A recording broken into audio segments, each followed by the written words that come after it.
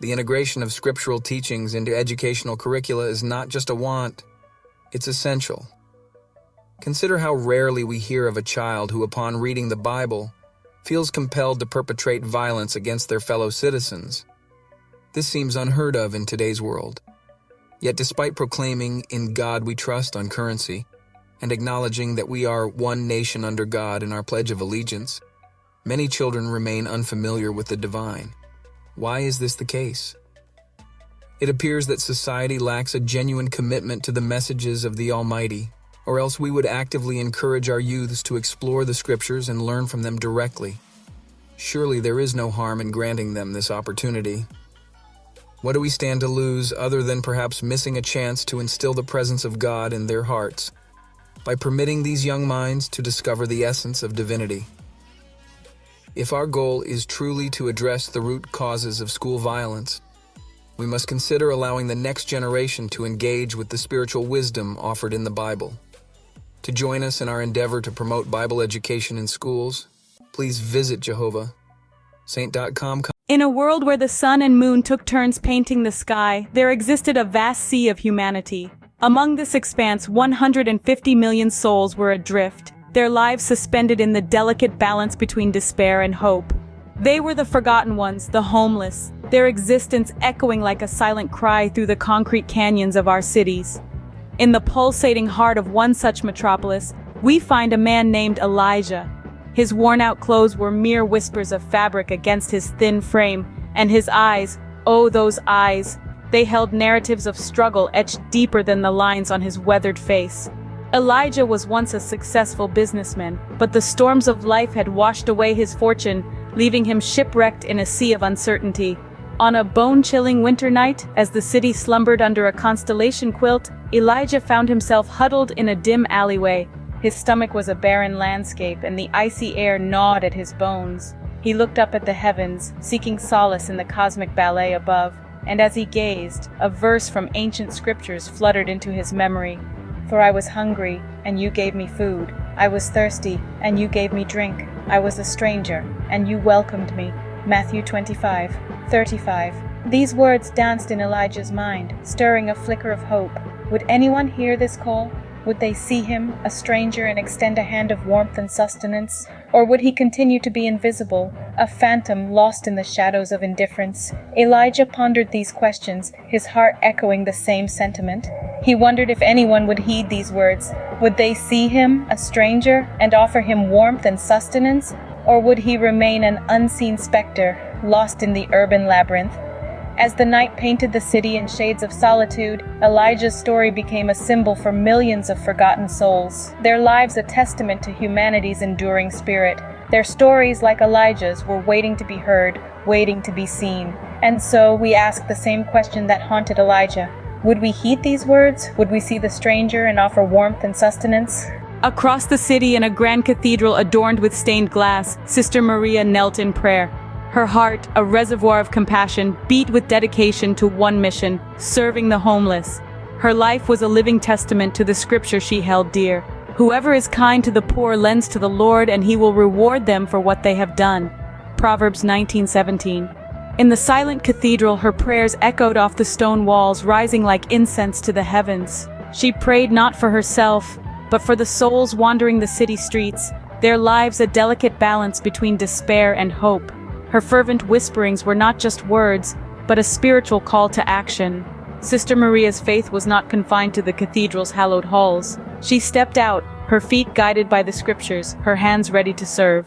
The city's homeless were not just faceless statistics to her, they were souls yearning for love and acceptance. They were her brothers and sisters, bound together by the common thread of humanity. Driven by her faith, Sister Maria organized soup kitchens, offering not just food, but a warm smile and a listening ear. She distributed blankets to those shivering in the cold, her gentle touch a reminder that they were not forgotten. Her actions were not grand gestures, but small acts of kindness that bore the weight of divine love. She listened to their stories, each tale a testament to resilience and survival. Their struggles were etched into their weathered faces, but in their eyes, Sister Maria saw a spark of hope. To her, every face was a living scripture, a testament to the enduring human spirit. Her dedication was not a solitary endeavor. It was a ripple that spread, touching the lives of those around her, inspiring others to extend their hands in service. She reminded them of the scripture. "And the king will answer them, 'Truly, I say to you, as you did it to one of the least of these my brothers, you did it to me.'" Matthew 25:40. In a world often marred by indifference, Sister Maria was a beacon of hope, her faith illuminating the path to compassion and empathy. Each face she encountered became a living testament to her faith. One frigid morning, as snowflakes danced in the air, Sister Maria met Elijah. Their paths crossed in the heart of the city, where the cold was as biting as the isolation. Elijah, huddled against the chill, was a stark contrast to the bustling cityscape around him. Sister Maria approached him, her heart echoing with compassion. She saw not just the tattered clothes and the frail frame, but the man underneath. She saw Elijah not as a statistic, but as a human being, a soul etched with stories of hardship and resilience. She wrapped a scarf gently around his neck, a small barrier against the winter's bite. The warmth it offered was more than physical, it was a whisper of humanity in a world that had seemingly forgotten him. Sister Maria then extended a cup of steaming soup towards Elijah. The rich aroma wafted up, promising not just sustenance, but comfort. As Elijah accepted the soup, his hands trembling slightly from the cold, Sister Maria spoke to him. Her voice was soft, yet it carried the weight of her conviction. "Remember, my brother, you are not alone. The Creator sees you, and so do we." Her words hung in the air, a beacon of hope amidst the winter chill. Elijah looked at Sister Maria, his eyes welling up with tears. They trickled down his cheeks, mingling with the broth he sipped. In that moment, he felt seen, he felt valued, and most importantly, he felt loved. Sister Maria's actions that day were a testament to her faith. She saw in Elijah a reflection of the divine, a brother in need, and she reached out to him. Her kindness was a hymn sung to the heavens, a gentle reminder that compassion has the power to change lives. For the first time in years, Elijah felt seen, valued, and loved. He had been lost in the shadows, a stranger in a bustling city. But on that frigid morning, as snowflakes danced in the air, he found warmth not just in the scarf and the soup, but in the kindness of a stranger. And in that encounter, he found hope. As the seasons changed, so did Elijah's life. Elijah, once a lone figure in the sea of the forgotten, began to undergo a transformation. The chill of winter gave way to the bloom of spring, and with it, the seeds of change were sown. Sister Maria's act of kindness had not simply warmed his body, but his spirit as well. And like a flame kindled in the heart of a cold hearth, hope began to flicker in his eyes. As days turned into weeks, Elijah found himself drawn to the cathedral. It was not just the promise of a hot meal or a warm bed that called to him, but the sense of community that he found within its hallowed walls. He began to see himself not as a homeless man, but as a member of this newfound family.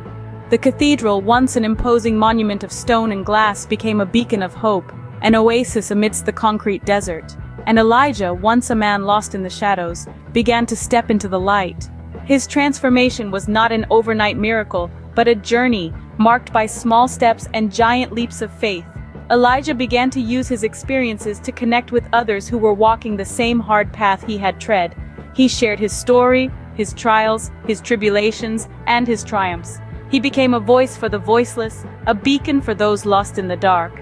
In the soup kitchens, he served not just food, but hope. In the shelter, he offered not just a bed, but a listening ear. He became a living testament to the power of kindness, a reminder that every soul has worth, every life a purpose. As he walked the streets, he saw not just faces, but stories. The homeless were no longer invisible to him. They were his brothers and sisters, each with their own tale of hardship and resilience. And in this shared struggle, they found strength. Together, they formed a makeshift family, a mosaic of brokenness and resilience. From the ashes of their past, they built a future, a new beginning, a community bound not by blood, but by shared experience and mutual support, a testament to the power of compassion and the human spirit. And so, in the heart of the city, under the watchful gaze of the stars, a new chapter began, a story of love, redemption, and the quiet miracles that happen when hearts open wide. And so, the tale of 150 million homeless souls unfolded, not as mere numbers, but as lives intertwined by fate.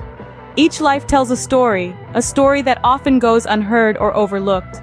Among these stories is the tale of Elijah, a man who once knew success but was later subjected to life's harsh realities. His tale echoes in the corners of bustling cities, reminding us that our fortunes can change as swiftly as the tides. Then there was Sister Maria, a beacon of hope and compassion, who dedicated her life to serving the homeless. Her actions were not grand, yet they held profound meaning. Each bowl of soup, each warm blanket, each listening ear was a testament to her belief that every act of kindness is a hymn to the divine. Their encounter was not by chance but by fate. It was a meeting that changed Elijah's life, giving him not just sustenance and warmth but also a sense of belonging. Sister Maria's kindness showed him that he was seen, valued, and loved, touching his heart and soul in ways words cannot express. The scriptures say, "Whoever is kind to the poor lends to the Lord, and he will reward them for what they have done." The act of extending kindness to the homeless, to strangers, is not just about charity. It's about recognizing our shared humanity and treating others with dignity and respect. The impact of such acts can be profound. They can transform lives, just as Elijah's life was transformed.